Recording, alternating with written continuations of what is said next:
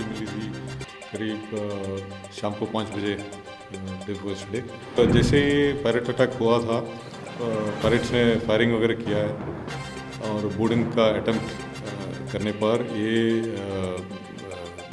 लीला नॉर्फोक के जो क्रू हैं वो सब सिटाडेल के अंदर घुस गए। कोई जानकारी नहीं था कि पायरेट ऑन बोर्ड है नहीं है, इसके बारे में ज़्यादा इन्फॉर्मेशन नहीं था। 15 इंडियन क्रू हैं और बाकी फिलिपिनो क्रू हैं, तो हमारा इंटरेस्ट था कि इंडियन क्रू, जब तक इंडियन क्रू हैं उनको तो सेव तो करना ही है। लग रहा है कि शायद ये जितने हमारे जो एयरक्राफ्ट और सी गार्डियन और जहाज़ के साथ जितना इंटरेक्शन होने वाला था उनको शायद उससे डर होके वो रात को ही उतर गए।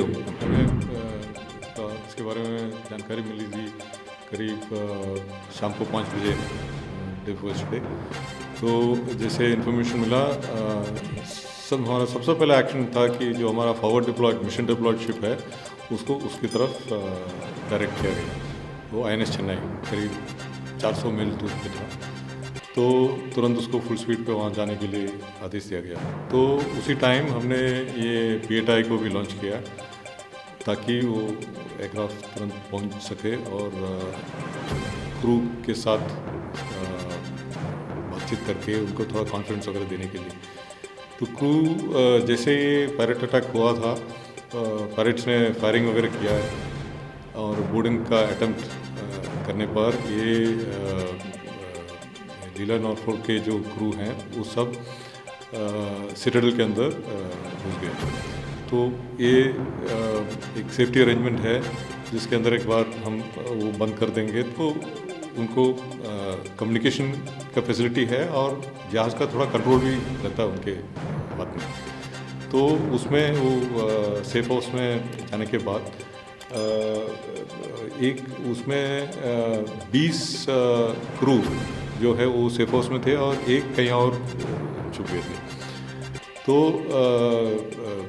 2 घंटे के अंदर हमारा PATI पहुंच गया था और इनके साथ संपर्क में थे क्रू के साथ, और क्रू ने जो सिचुएशन है उसके बारे में बताया। तो क्रू को कॉन्फिडेंस दिया गया और हमारा दूसरा कोशिश था कि कंटिन्यूस एयर सर्वेलेंस रहेगा और एयर पिक्चर और मैरिटाइम डोमेन अवेयरनेस दोनों अपडेट हो जाएं। तो IFC IOR में जितने कॉन्टैक्ट्स वगैरह थे उनके बारे में जानकारी मिली थी और जो मैरिटाइम डोमेन अवेयरनेस को अपडेट किया गया। इस जहाज़ के आसपास कई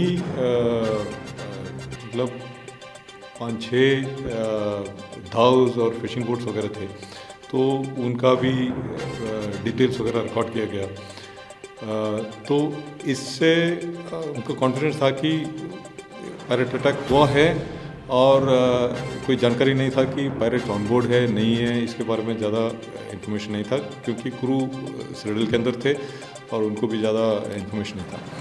तो इतने में हमने डिसाइड किया कि जैसे सेकंड PATI जाके इसको जो फर्स्ट PATI है उसको ऑन स्पॉट रिलीव करेगा और उसके बाद एक सी गार्डियन भी जाएगा ताकि वो सिचुएशन को मॉनिटर करे और वीडियो वगैरह में रिले कर सके।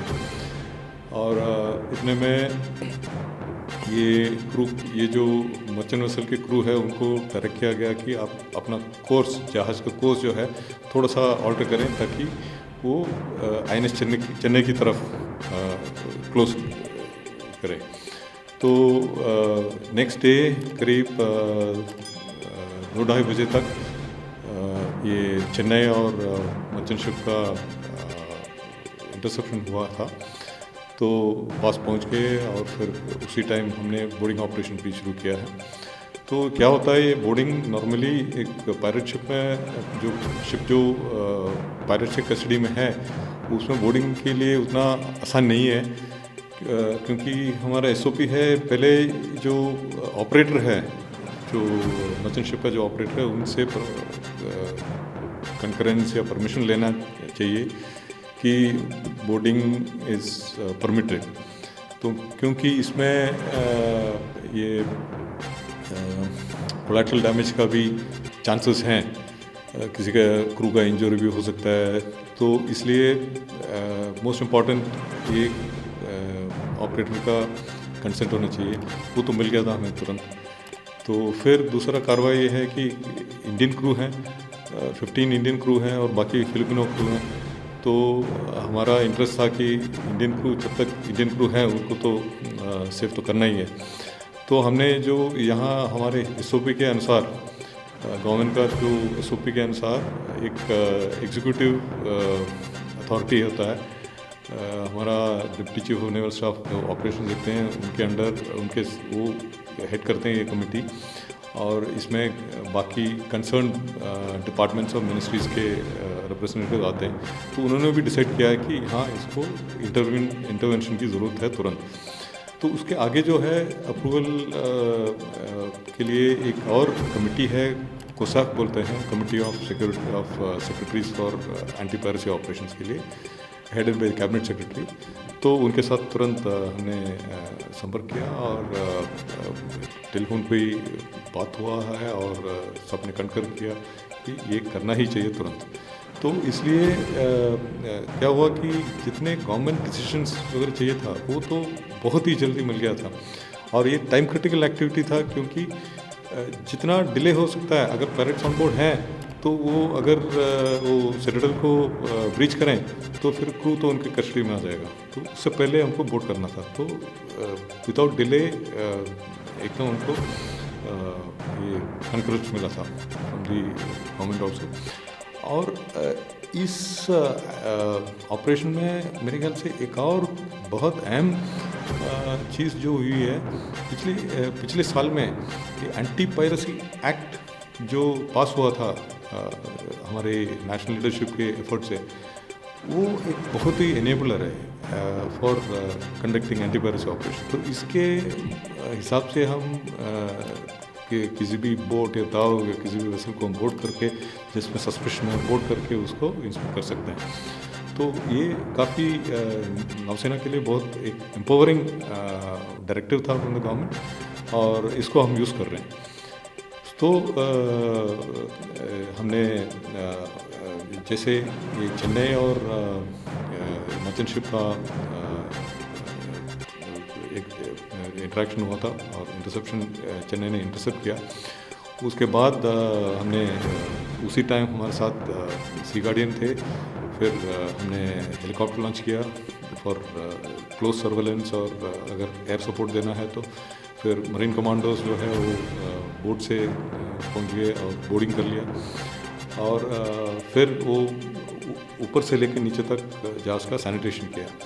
तो सैनिटाइजेशन करते करते ये इस्टेब्लिश किया कि वहाँ पायरेट्स नहीं है उस समय, मतलब फर्स्ट एविडेंस से। तो फिर एक क्रू को रेस्क्यू किया, और उसके बाद ये जो एक क्रू जो हाइडिंग में था किसी अकोमोडेशन से, उनको भी रिकवर किया। तो पूरा क्रू सेफ है। तो फिर ये जहाज़ को पूरी तरफ से ऊपर से नीचे तक एकदम सैनिटाइज करके, जब कंफर्म हुआ कि कोई पायरेट ऑन बोर्ड नहीं है, हमको अभी जब इंट्रोस्पेक्ट कर रहे हैं तो ये लग रहा है कि शायद ये जितने हमारे जो एयरक्राफ्ट और सी गार्डियन और जहाज़ के साथ जितना इंटरेक्शन होने वाला था, उनको शायद उससे डर हो के वो बात कोई उतर गए, ऐसे लग रहा है।